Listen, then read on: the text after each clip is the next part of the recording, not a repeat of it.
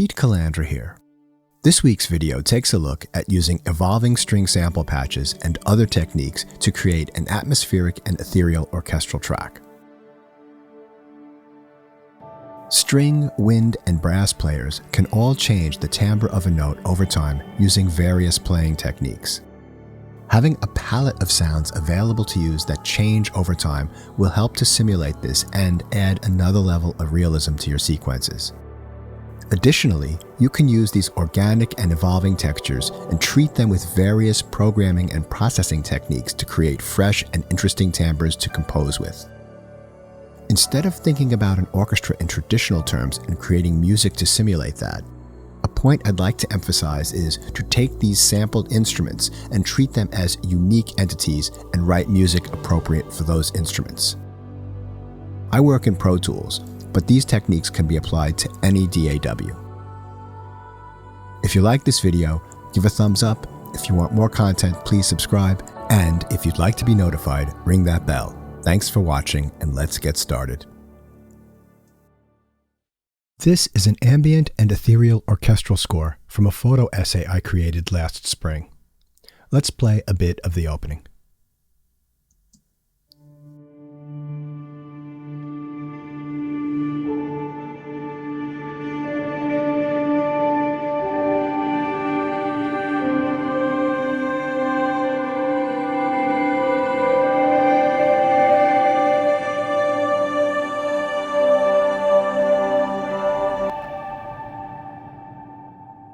To start this track, I wanted a timbre that evolved, but also gave me the ability to add melodic content.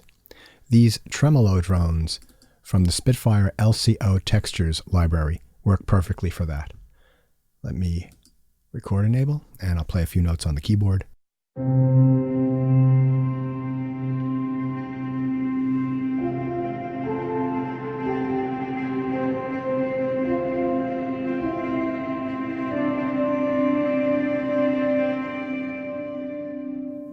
This patch combines a piano with undulating string textures.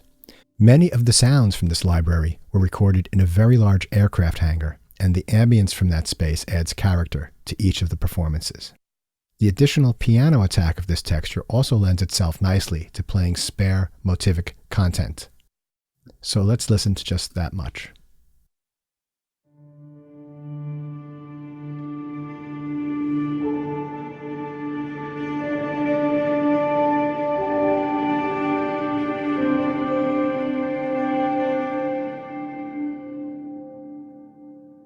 Another technique I'd like to emphasize is to keep colors evolving and changing.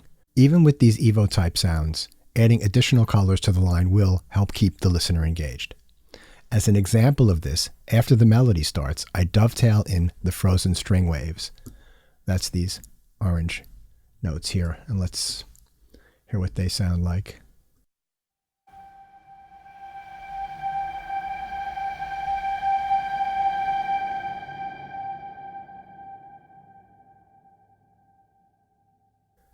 Also notice the expression and mod wheel work here that controls the dynamics and helps to have the texture fade in more subtly.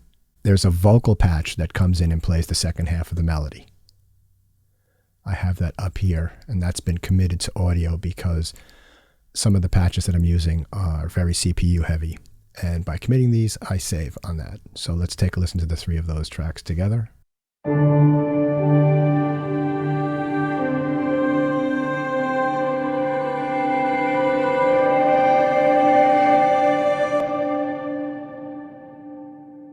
Having the melody being played by different instruments at different spots of the melody is an important facet to orchestration, helps to keep the listener engaged.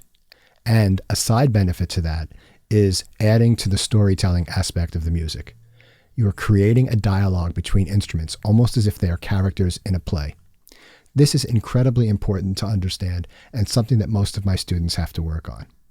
To help lead us into the next section where there is a piano melody, I use the Kepler Winds by Spitfire to give me an almost random sounding rhythmic figure.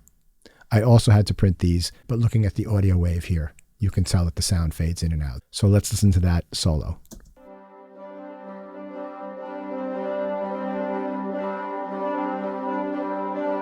And let's listen to the transition with all the instruments in.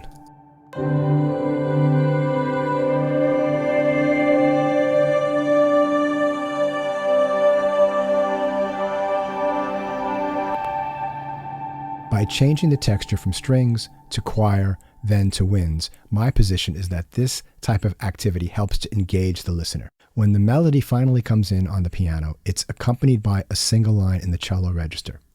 This is an unusual articulation, also from the LCO Textures library, and the delicate tension in the performance adds a subtle interest as an almost echo to the very plain piano melody. Let's take a listen first to this solo cello line here.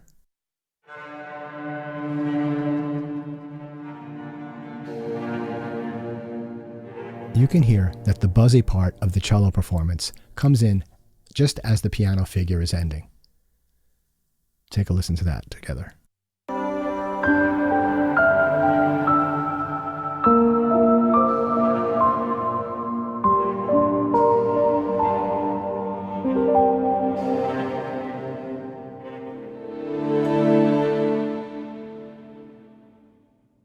Measure 11 begins a new section that develops out of the previous piano melody. This starts off with the Ola chamber waves patch. Here we have a series of very delicate chords that all keep an A in the top voice with a very subtle figure in the harp just to give a slight sense of time passing to the music. We can see it here in the notation.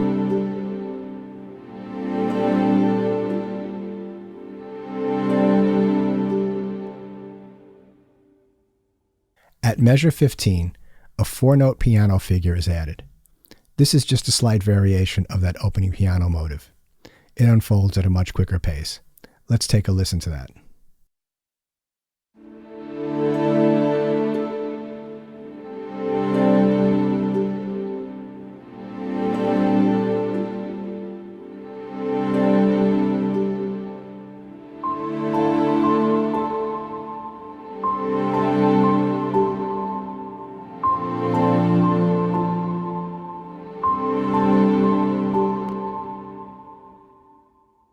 This brings me to another technique, layering sounds together to create an aggregate texture. Let's solo the piano and add the Flautando spiccato strings. You can see here that they're playing the same figure in octaves, and let's listen to what those together sounds like.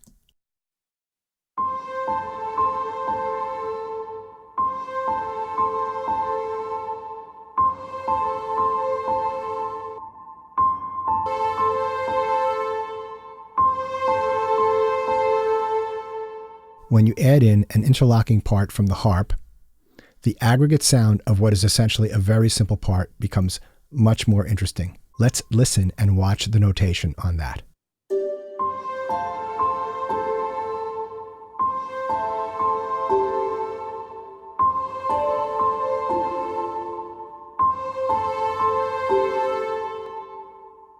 Staying here in this section, for the first few measures, there's an additional color added, with the A note found in the chamber waves being doubled an octave higher by an evolving frozen strings patch. To help mark that there's a harmony change at measure 19, the frozen string sound stops and the added texture comes in from a female choir sound. Again, a constant unfolding of textures to help shape and define the piece. Let's take a listen to that from where the piano starts.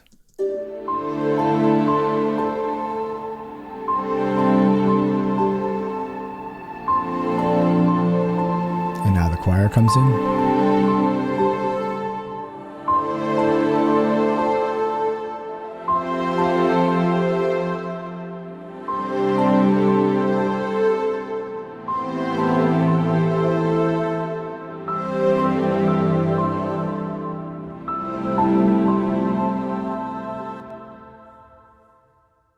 In the next section, there's almost a suspended time feel, and I introduce a solo cello accompanied by harp, piano, and ethereal string patches. So from a couple of measures before, let's take a listen to that.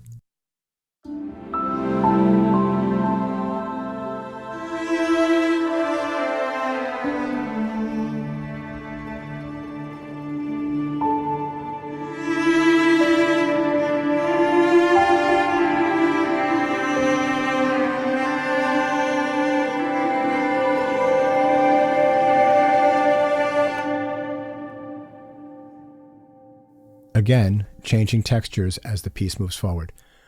Let's take a listen to the tremolo drone from here.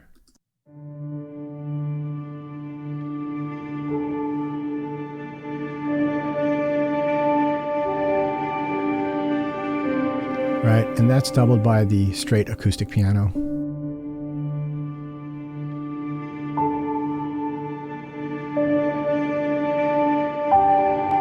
And then in the harp, we have Besbiliando, which is a tremolo in the harp.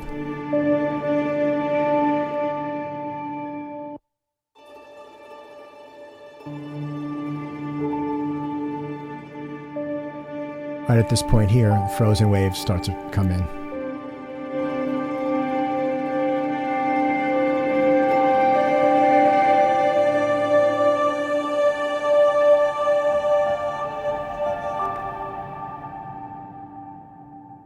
At measure 31, we get what sounds like more random activity, which is achieved by combining the Kepler cello and winds with an interlocking ostinato in piano and harp. Let's take a listen to that. First, the winds and the cello down here.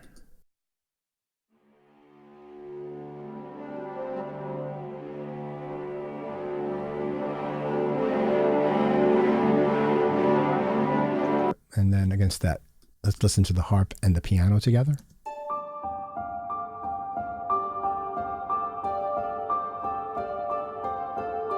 The piano has a figure that repeats every 3 notes, and the harp has a figure that repeats every 4 notes. And then that's layered with the Kepler here.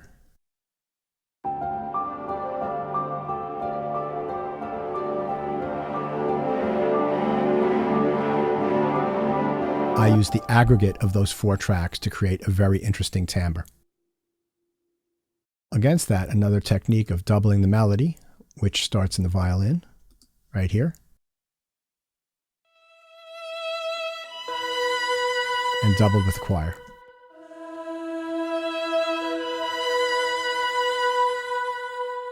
Another bit of randomness you can add are patches that go slightly in and out of tune. I've created at measure 38 an aggregate chordal sonority with different articulations stacked on top of each other. So let's take a listen to that, and I'll show you what I mean about having one patch be slightly out of tune.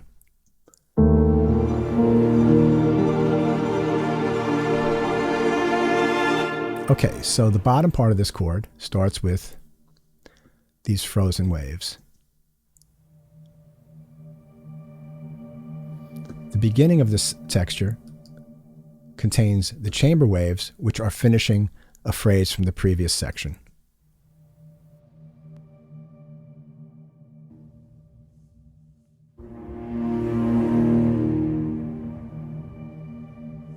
On top of that, I have these Ricochet right here, which I talked about in the previous video, and a solo cello.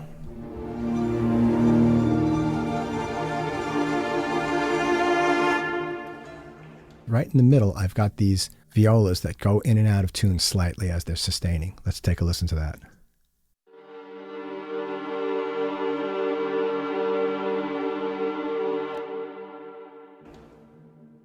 All together now.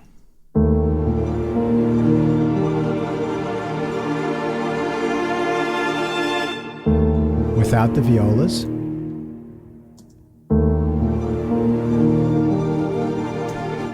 And now with the violas.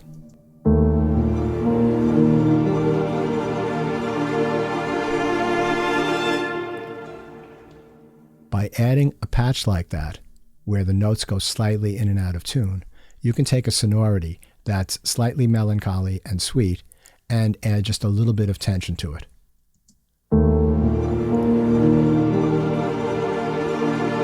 The last bit I'll talk about today is a change of density, as in this section there's a legato duet between a solo cello and a solo violin that, again, keeps the music moving forward by changing the orchestration when the new section comes in.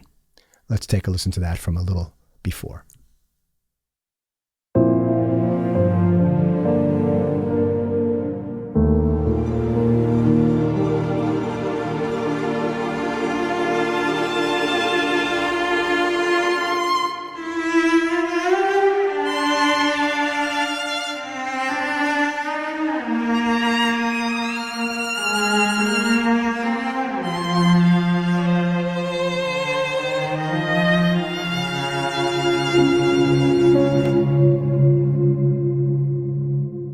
rest of this piece continues on with these techniques, and in a moment I'll play it from the beginning straight through. I hope this video was informative. If you've got any questions on this or would like to share some of your ideas, please leave a comment. Please like, subscribe, and ring that bell. Till next time, I've been Pete Calandra. Thanks for watching.